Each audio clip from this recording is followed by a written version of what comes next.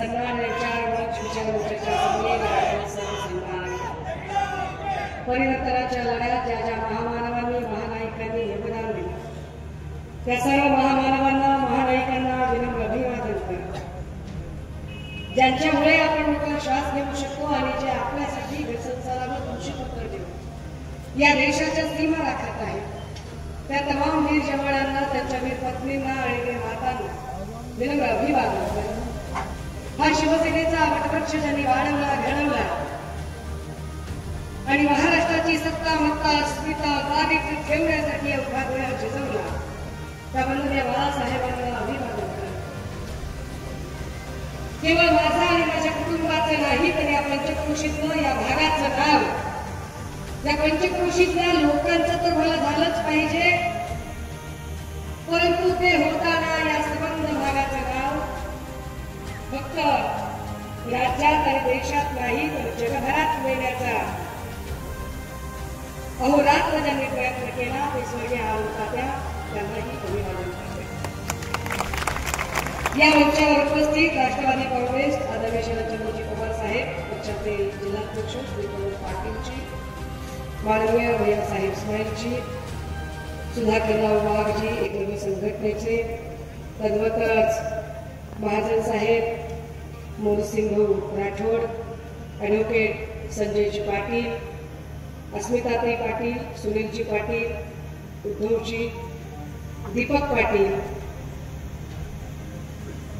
मुकुंदजी सकपाळ माझ्या समवेत उपस्थित झालेले वीर युवा सेनेचे अनिकेत शिंदे समवेतच रुपेश शेटे किशोर गुले विशालजी बलराजजी सर्व डिजिटल तथा प्रिंट माध्यमाचे सर्व माननीय प्रतिनिधी आणि आपण सर्व भावांनो आणि बहिणी निवडणुकांची रणधुमाळी चालू आहे. तब्बल 8 दिवसांपासून प्रचाराच्या फैरी सुरू झाल्या आहेत. वेगवेगळ्या पक्षांचे नेते येत आहेत आपापलं म्हणणं मांडत आहेत आणि पक्षांचा प्रचार चालू असताना मोठ्या प्रमाणामध्ये पैशांचा ऊत आलेला आहे. कित्येक ठिकाणी मी जेव्हा उमेदवारांना विचारते वेगवेगळ्या भागात की वातावरण कसं आहे तेव्हा ते सांगतात ते वातावरण फार चांगलं पण पैसे फार बघतोय समोरचा माणूस आणि मला प्रश्न पडतो की यांच्याकडे एवढे पैसे आले उदाहरणार्थ ते संभाजीनगरला एक वाचा बदमाश उभा राहिलेला आहे तर त्याची साधारणतः 2019ला जी प्रॉपर्टी होती ती 3.5 कोटी प्रॉपर्टी होती निवडणूक आयोगाकडे ऑन रेकॉर्ड. आता 2024ला त्याने फॉर्म भरला आणि त्याची ऑन रेकॉर्ड निवडणूक आयोगाकडे प्रॉपर्टी 55.5 कोटी आहे. तर 5 वर्षात असं काय दिले लावले 5 वर्षात असं नेमकं काय केलं बाबा की त्याची प्रॉपर्टी एकदम 10 कोटीने वाढली हा माझ्यासाठी अनाकलनीय प्रश्न आहे. या लोकांनी इतका यांच्याकडे पैसा इतका पैसा बघायचे जे काहीतरी 3,000 कोटी 4,000 कोटी 4,000 कोटीला किती शून्य लागतात आपल्याला कळत नाही एवढा पैसा यांच्याजवळ. काय म्हणजे आप्पाचा विषय लय हार्ड आहे. आप्पाचा विषय लय हार्ड आहे ना आप्पाकडे खोक्याचं कारण 50 कोटीचं सोडायचं. आप्पाचा विषय हार्ड आहे आप्पाकडे 50 कोटीचं कारण आहे. आप्पाला घरात काय आप्पाला मतदारसंघात नाही मान आहे पण तरी मी आप्पाचा एकनाथ शिंदेकडे बराच म्हणजे लाड आहे आप्पाचा विषय. हे किशोर आप्पा यांच्यावर मी काही फार बोलायची गरज नाही. बरंच काही बघत होते येताना काय झालं नाही मतदारसंघात मतदारसंघातले कुणाचं तरी भाषण मी ऐकत होते प्रत्येकाची मुलगी किंवा असं कोणतरी असेल मग ती बिचारी रडते ती बिचारी पाणी पिते ती बिचारी पुन्हा रडते ती बिचारी पुन्हा असं एकदम तिला तोड येतोय साबणला गळून ती बिचारी आणि एवढं असं काय दुःख झालं. तर मग आमच्या पप्पांनी खूप काम केलं आमच्या पप्पांनी एवढं काम केलं की पप्पांनी आमच्याकडे मिळत नव्हता कशासाठी माय एवढं करायचं पप्पांना घरी कसं म्हणायचं एवढं कशाला म्हणजे पप्पा काय आम्हाला काय असं भाकरी भाजी चुरून खाऊ घालतो.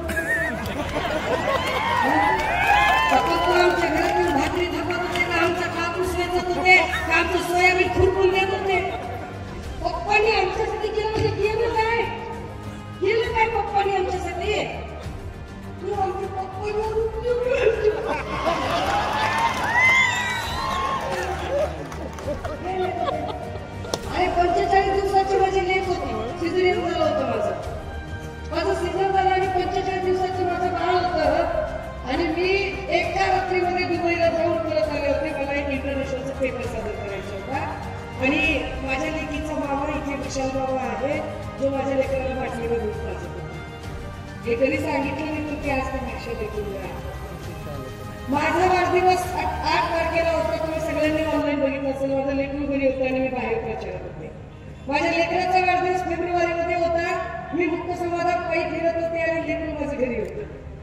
काल माझ्या भावाच्या लेकराचा 2 वर्षाच्या बाळाचा वाढदिवस होता आणि तो भाऊ माझा प्रचारासाठी माझ्यासोबत आहे.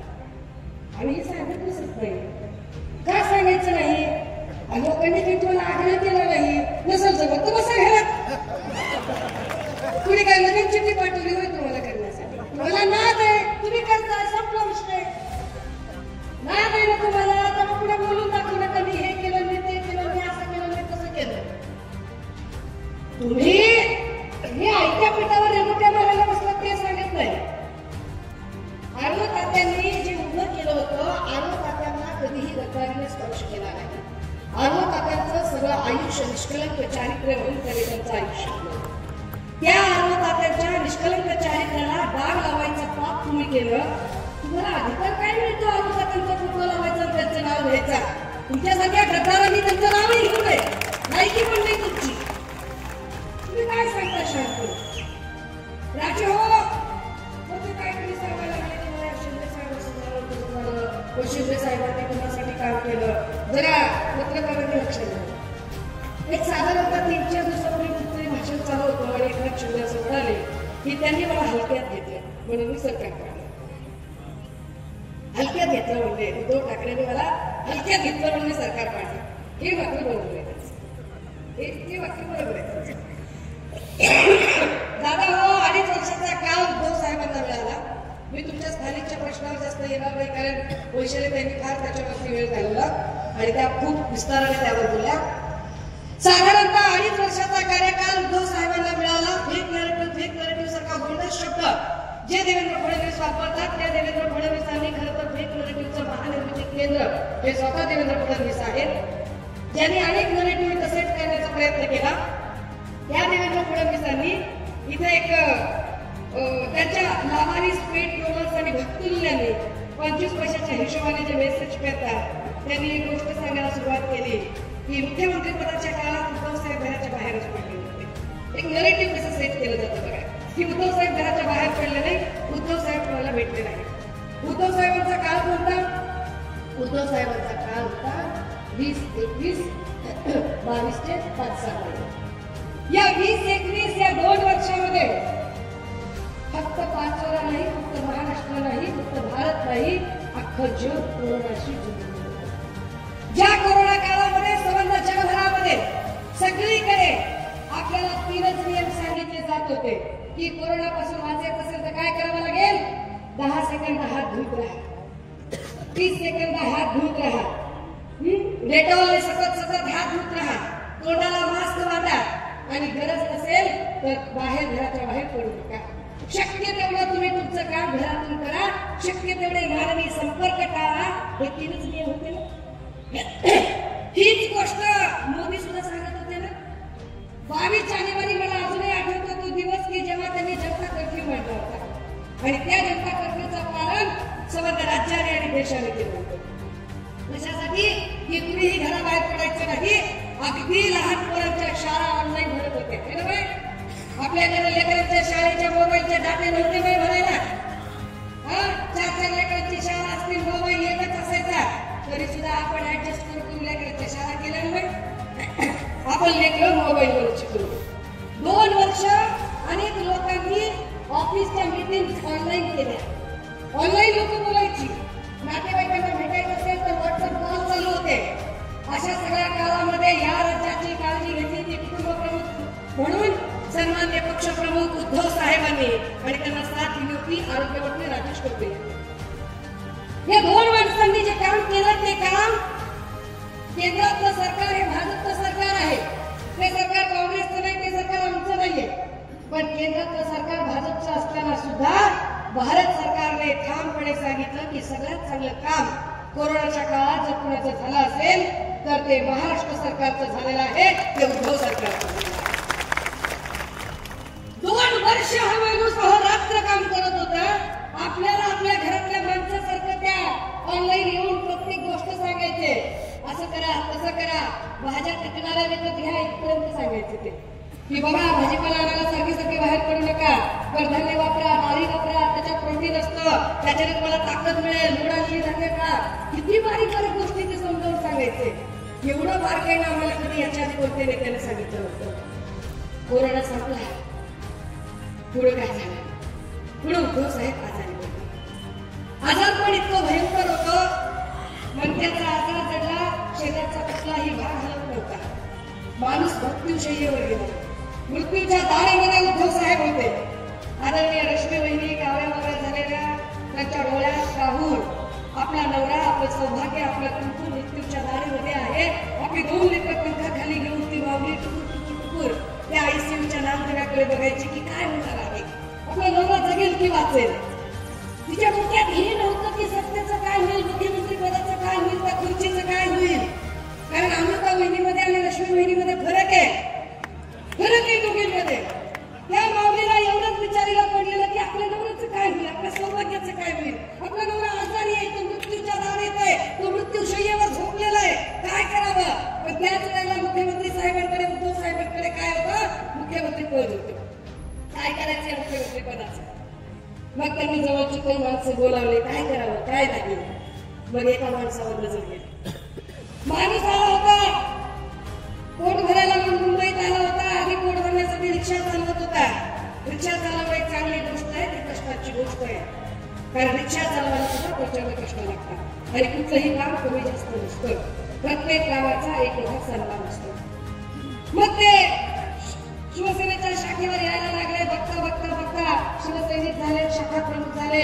शाखा प्रमुख झाल्यानंतर मग हळूहळू विभाग प्रमुख झाले, मग नगरसेवक झाले, मग महापौर झाले, गटनेते झाले, आमदार झाले, मग नगर विकास मंत्री झाले. आणि करता उद्धव साहेबांचा स्वभाव साधा सरळ माणूस. आणि मग काय करायचं, तर मग आदित्य दादांनी वहिनी सगळे ठरवले की चला आपल्या घरातला माणूस आहे, आपल्या हातचे चहा पोहे खाल्ले, मासाहेब मातोश्री विनाताई ठाकरेंच्या हातचे चहा पोहे खाल्लेले आहेत, तर चला विश्वास टाकूया या माणसावर. आणि एक कागद सही करून दिला की राज्याचा कारभार करण्यासाठी कुणीतरी एक प्रतिनिधी पाहिजे. एक नेता, एक गटनेता म्हणून तो गटनेत्याचा कागद दिला. खरंच हलक्यात घेतलं उद्धव साहेबांनी. उद्धव साहेबांना त्याचे काय म्हणजे हेच नव्हतं की असं काही पुढे होऊ शकतंय. तो कागद दिला. साहेब आजारी आहेत, ते मृत्यूशी झुंज देत आहेत आणि त्यांच्या आजारपणाचा गैरफायदा घेऊन देवेंद्र फडणवीसांनी फूस लावली आणि एकनाथ शिंदेंना ज्यांनी आम्ही हलक्यात घेतलं होतं त्या एकनाथ शिंदेंनी गद्दारी केली. समोरासमोर भिडला असतात, लढला असतात तर निश्चितपणे तुम्हाला बोलायला कोण राहिला असतं. इथे काहीतरी किशोर पाटलांच्या मंचावर कुणीतरी शांतपण आणि तत्वज्ञान पाजवत होतं. त्यांना ते माहिती असलं पाहिजे. बंड कशाला म्हणतात, उठाव कशाला म्हणतात. उठाव केव्हा म्हटले असते जेव्हा 40 आमदार उठले असते, बाजूला गेले असते, पत्रकार परिषद घेतली असती, पत्रकारांना सांगितलं असतं की आम्हाला ही कार्यपद्धती मान्य नाहीये म्हणून आम्ही पळून जायची काय गरज पडली. तुम्हाला कपड्यामधून तोंड झाकून तोंड कुणाला झाकावं लागतं.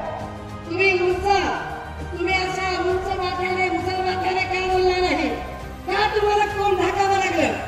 आपण बोललो तरी तोंड झाकलं म्हणून आपण बोललो नाही. आपली भाऊजी बोलली, आपली अमृता वहिनी बोलल्या.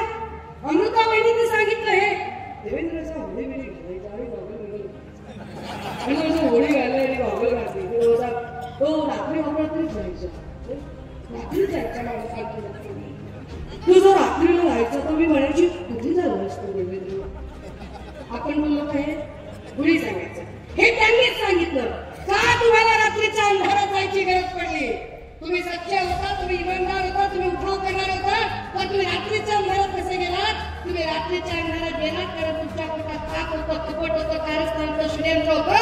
तुम्ही गद्दारी करणार होता, तुम्ही विश्वासघात करणार होता, तुम्ही पाठीत खंजीर खुपसला होता.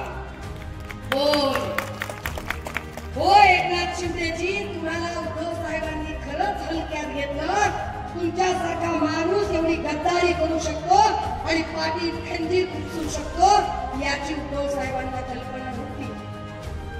मग ते आता पिक्चर काय पिक्चर आम्ही पण पिक्चर काढतो. आम्हाला फक्त आला पिक्चर काढायचा आहे. आमच्या लहानपणी आम्ही बघितला होता अलिबाबा 40 चोर. आता आम्हाला त्याचा सिक्वल 2 काढायचं. सिक्वल 2 देवेंद्र बाबावर 40 गद्दार. आणि मग 40 गद्दारांमध्ये एका गद्दाराची स्टोरी त्या 5 चोरांच्या एका गद्दाराची स्टोरी. आता हे काय म्हणजे काय सांगतात हे. ते काहीतरी तुम्ही लाडकी बहिणीवर बोलू. मी तुम्हाला सांगते बायकाच्या इमानदारीने. मी 17 जिल्हे फिरले. मी पहिला 18वा जिल्हा आहे. प्रत्येक जिल्ह्यामध्ये जाते, बायकांशी बोलते. बायका म्हणतात ताई त्याच्या 1500 पिकल्यावर कोणी बसलेलं नाही. इथे लेकरा बाळांचं शिक्षण राहिलंय, कापसाला पैसे नाही, सोयाबीनला भाव नाही, काय करायचं त्याचं. कोण घेऊन बसले त्या पैशाचा काय विषय आहे. आणि बहीण अशी बहीण जर खरंच लाडकी असेल तर बहिणीला दिलेलं कोणी काढत नसते. बहिणीला दिलेल्याची कोणी चर्चा करत नसते. चर्चा करतात त्यामुळे बहिणीला एवढं दिलं, बहिणीला तेवढं दिलं, बहिणीचं लग्न लावलं, कोणी बोलत नसते. हे बोलणारे लोक जास्त आहेत. आणि खरंच जर एवढी लाडकी बहीण आणि बहिणीबद्दल प्रेम असेल आणि खरंच तुम्हाला जर बहिणीबद्दल आस्था आणि आपुलकी असेल तर किशोर पाटील तुम्ही ढंकावून सांगायचं होतं की माझं आणि माझ्या वंशूचं नातं हे लहानपणापासूनचं नातं आहे. ती माझी लाडकी बहीण आहे. मी 2 वेळा आमदारकी भोगली आलो तर त्यांच्यामुळे.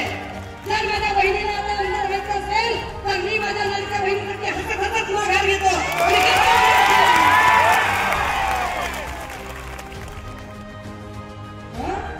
बहिणीला म्हणजे 1500 टिकले आणि तुम्हाला म्हणजे 15 तुम्ही 3,000 कोटी. काय धंदा आहे म्हणजे आम्ही एवढे का काय आम्हाला काही कळतच नाही.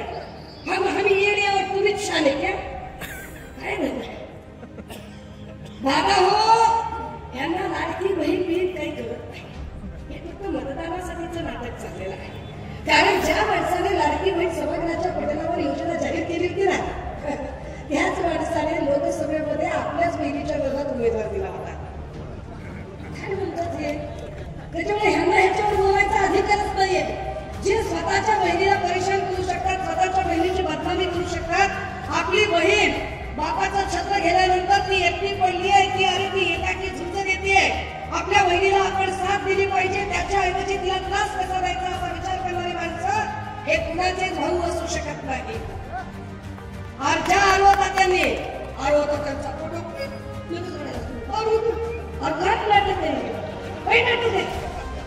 तुम्हाला एवढा आरोतात्यांबद्दल प्रेम आहे, आपुलकी आहे, आदर आहे तर तुम्हाला कळायला पाहिजे होतं की आरोतात्यांनी निर्मल सीटसाठी काय केले काय झाले. तुम्हाला कळायला पाहिजे होतं की आरोतात्यांनी अख्खं आयुष्य राहिलं. हे निर्मल सीट म्हणजे आरोतात्यांचं दुसरं अपत्य आहे.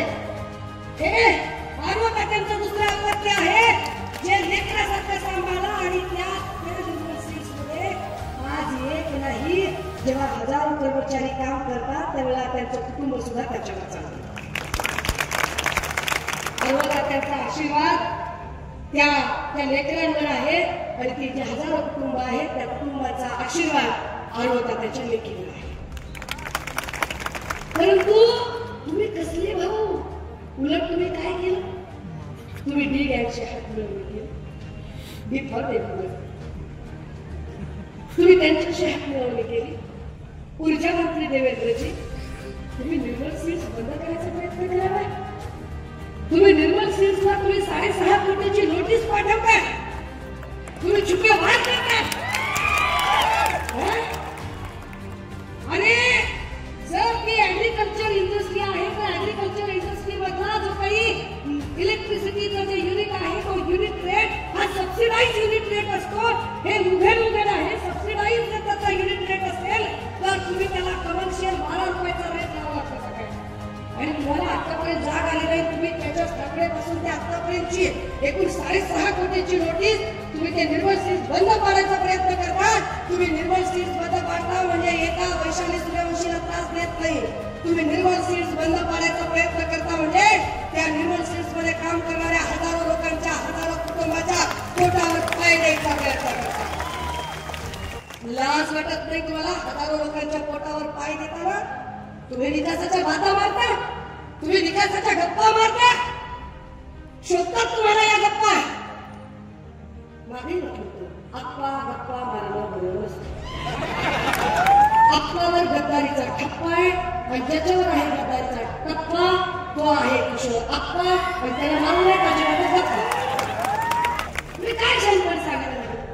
तुम्ही काय पद्धतीने बोलायला लागला? तुम्ही या भागाचा काय विकास केला आणि काय नाही विकास केला हे आम्हाला चांगलं माहिती आहे.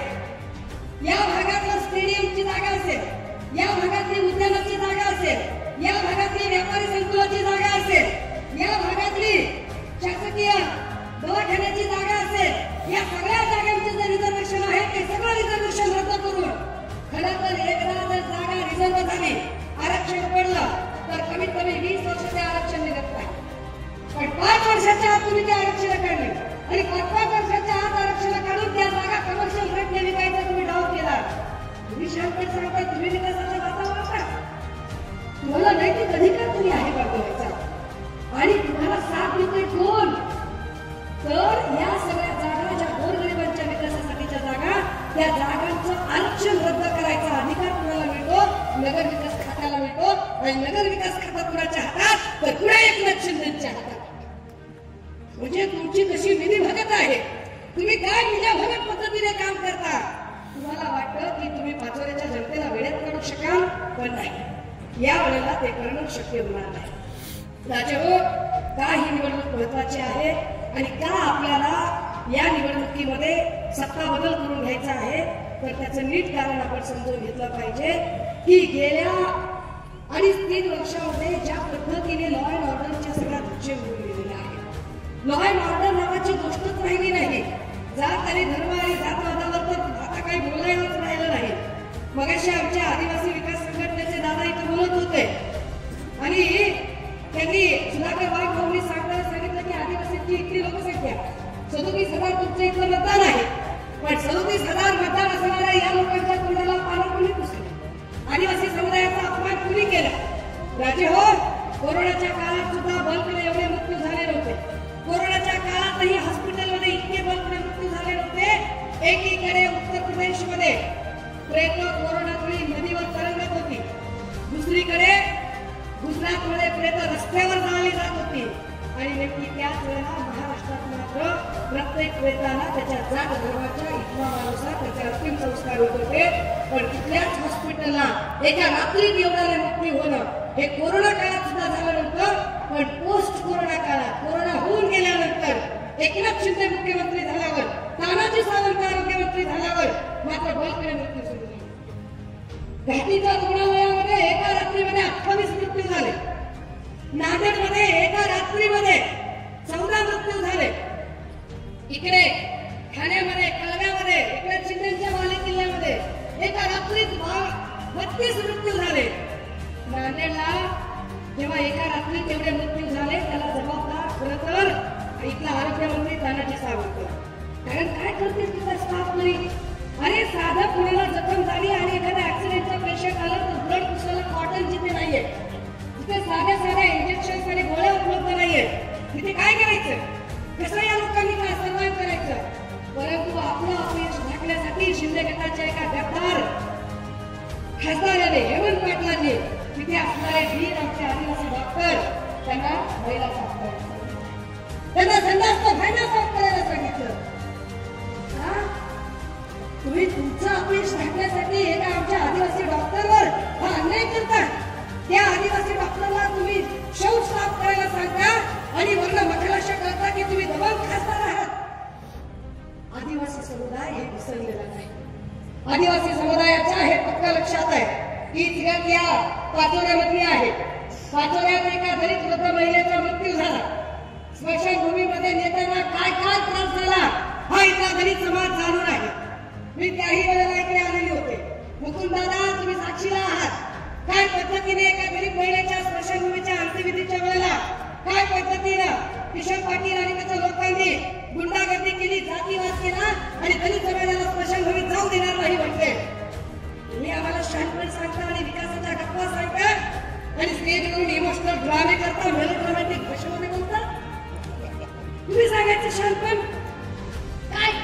कुठल्या प्रकारचा तुम्ही विकास करता? कुठल्या प्रकारचे तुम्ही आतापर्यंत प्रश्न सोडवलेले आहेत? म्हणजे जागा राखीवच्या तुम्ही रिझर्व करून टाकल्या ते आता आपण भेटले भाजप साहेब भेटले पत्रकार साहेब या पत्रकार साहेब जरा दिसत कोण आहे ते एक बातमी लावली फक्त किशोर पाटलांच्या विरोधात बातमी लावल्यावर या माणसाला शिवीगाळ केली जाते या माणसाला जीवे मारण्याची धमकी दिली जाते हाणामारी केली जाते